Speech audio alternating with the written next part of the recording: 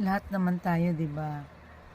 Gusto maging fit, yung healthy lang, yung walang nararamdamang kakaiba sa katawan, 'di ba? Pero ano bang mga ginagawa natin to stay fit? Ano ba?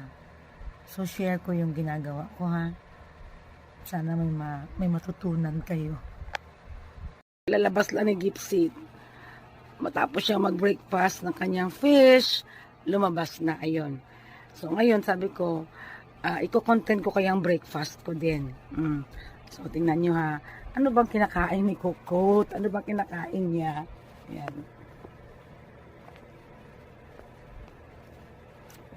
So di ba sabi ko dati, hindi talaga ako nagkakape. Hindi talaga ako nagkakape. Hindi rin ako nagbe-breakfast. Yung full meal, no, rice, may ulam, ganyan. Hindi rin. So ano bang kinakain ko? Kasi sanay ako na pumupunta ng work na walang breakfast. Alam nyo na ang aking choco drink, ito lang talaga. Ayoko rin ng milk nito. No, ayoko ng vanilla flavor. Choco lang talaga. So ito. Pero aside from this, may mga kasama pa to, syempre. Okay, papakita ko sa inyo. Ito. So, mga 3 kutsara nito. Tapos, ito. Konti na lang, oh. Punong-puno to. So, anong tawag nito? Muesli. Muesli ang tawag nito. Combination siya ng oats at saka ng mga dried fruits. Yan. So, choco din ang flavor nito. Kaya tingnan nyo, brown siya. Konti na lang kasi puno man yan. Kasi hindi rin ako nagla-lunch. Wala ding lunch. Ito na yung finished product. Nakain ko na yung iba yan. Ang tingnan ninyo, oh. May nuts, ganyan. May raisins, mga raisins na maliliit na yan. Nuts. Yan, raisins, medyo maitim yung raisins. Tapos meron pang ano eh. Ayan, ito. Ito. Ay, ayaw niya. Yan siya. Yan. Chocolate yan. Tingnan nyo, nagme-melt siya. Chocolate chips. Meron pa akong gustong ipakita. Ayan, raisins. Ito yung katabi ng raisins. Itong hindi masyadong maitim. Dates yan. Alam niyo yung dates, di ba? So, dried dates. Tapos, maliliit na slice. So, yan siya. Masarap. Tapos, ito syempre yung partner. Na-mention ko pa talaga yung brand nung isa kanina. Basta biscuits lang. Ayan. So, yan. So, breakfast na tayo. So, after breakfast, ano naman ang kinakain? No? So, ipapakita ko sa inyo kung ano ba yung mga kinakain ko para hindi lalaki yung tiyan ko. Okay? Sige. Yan. So, choco din ang flavor nito. Kaya tingnan nyo, brown siya. Konti na lang kasi puno man yan. Kasi hindi rin ako nagla-lunch. Wala ding lunch. Pagtanghali, wala na. So, ito yung kinukukot ko. So, habang nagre-reels, habang nagdudot-dot ng cellphone, nag-i-engage, ito kinukukot ko. Kasi pwede siya kainin ng ganito lang.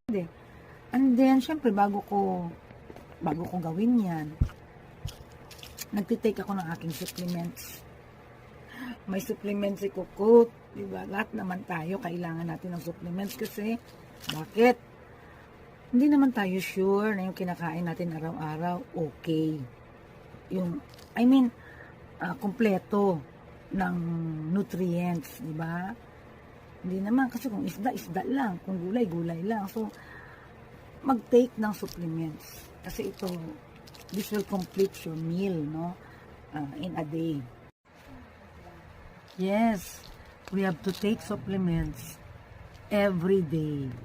Kasi nasusupply nito ang mga nutrients na hindi natin nakukuha sa ating mga kinakain. So, napaka-importante nito mga lods. No?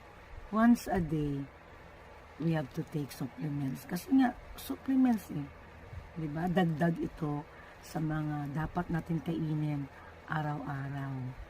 O, diba? So, yan.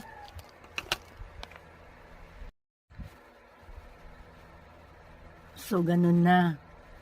O, diba? So, ano pa? Ano pa ba ang pwedeng gawin? No, sa umaga. Pagkagising. Yung pinaka-importante, yung pag-inom ng tubig.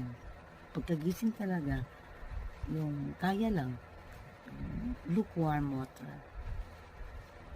So, in a day, dapat makakonsume tayo ng 3 liters. Imagine, 3 liters talaga. So, umpisahan natin pagkagising. Napaka-importante ng tubig. Lalo na ngayong mainit ang panahon, we have to keep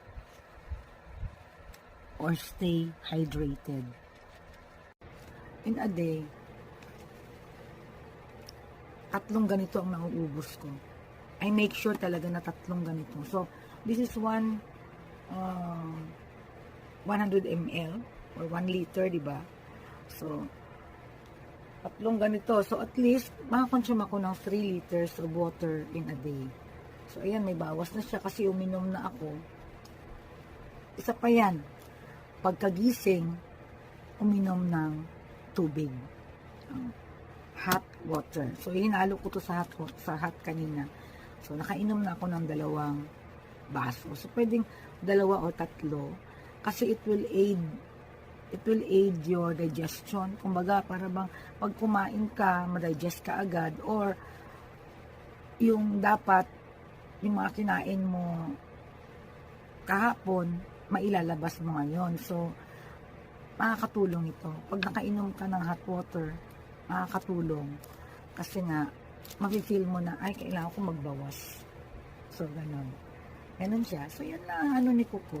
Yan na ang aking breakfast regimen, no? Beauty regimen. Ayan. So, tingnan nyo, wala masyadong chance si Kuko. Kasi, walang intake masyado ng rice. Kasi aminin na natin, rice talaga ang nagpapalaki ng tiyan. So kapag ka-dinner, pag mag-dinner na, pag medyo masarap yung ulam, pag medyo ganado ako, maka 1 cup of rice ako. 1 cup. Pero kapag okay lang, ganyan. So, half. Half lang. Ano lang. So, ganon. Kaya nga, kung ayaw mong lumaki ang tiyan mo, iwas-iwas ka talaga sa mga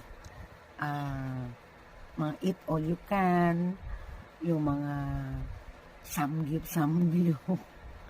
Iwas ka yung mga may only rice na mga offer. Iwas ka dun kasi talagang rice ang nagpapalaki sa katawan, nagpapalaki sa bilbil. So, iwas sa mga ganon, mga loads. Para hindi ka rin ma-tempt na kumain ng maraming kanin. O, diba? At saka pag pumunta ka ng mga birthday, ganyan, ano lang, more on meat, proteins, gano'n, kainin mo. Huwag masyado dun sa rice. Sabi nga nila, diba, ang daming rice sa bahay. So, ulam na lang ang kainin. O, diba? Yun usually ang sinasabi. Dahil sa bahay, madami namang rice. So, ganun lang talaga. Bawas rice intake para iwas bilbil. So, yun na. Last thing, yung sleep. Napaka-importante din ng tulog. Diba? Tulog-tulog din pag may time. Huwag sige-dot-dot ng phone. Kasi yung pagpupuyat, dagdag sakit yun sa atin. Nakakataas ng BP, blood pressure, kaya huwag talagang magpuyat.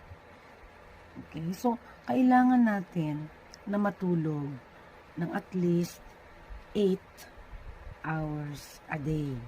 Elementary pa lang tayo, yan ang sabi. Di ba na dapat 8 hours a day talaga. And,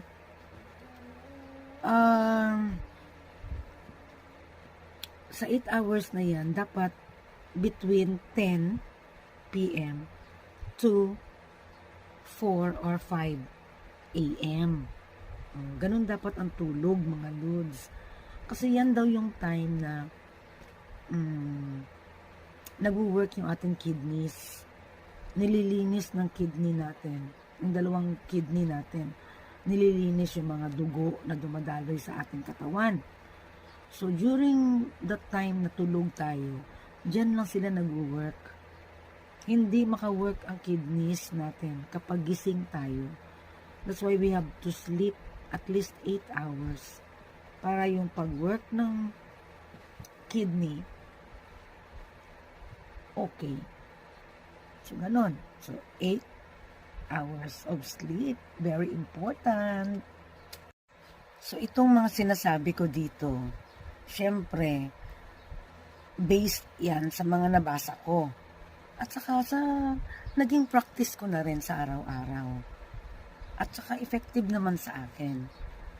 So, magiging depende na yan sa inyo kung magiging effective din sa inyo. O, diba? So, ganun lang yun. Based on experience, based on my readings. So, depende na kung maniniwala kayo o hindi. Pero yun na yun siya. So, bottom line, to get fit, isa-isahin natin ha. Okay, alista kasi dito. Bawas rice intake. Huwag talagang damihan ng kain ng rice, okay? And then, drink a lot of water. At least 3 liters per day. And then, get enough sleep. Huwag talagang magpuyat. And then, take supplements. Diba? Kasi nga yung supplements nga, it supplies the nutrients that we don't usually get, no, from the food that we eat. Especially kung mahilig tayo sa junk foods. Kaya nga, junk yan. Kasi wala junk. Okay, so take supplements. And then walk if you can. Lakad-lakad. Huwag sige sakay. Huwag sige upo. Huwag sige. Basta lakad. Kasi walking is still the best exercise. Mas slow walking man yan. Ma-fast walking. Ma-brisk walking. Best exercise pa rin ang walking. And then, ano pa? Don't worry too much. Wag mong problema. Especially on things that you cannot change. Yun na yun. So, tanggapin.